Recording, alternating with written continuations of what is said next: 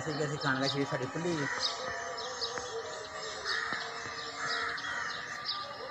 ਇਹ ਕੰਮ ਨਾ ਕਰੋ।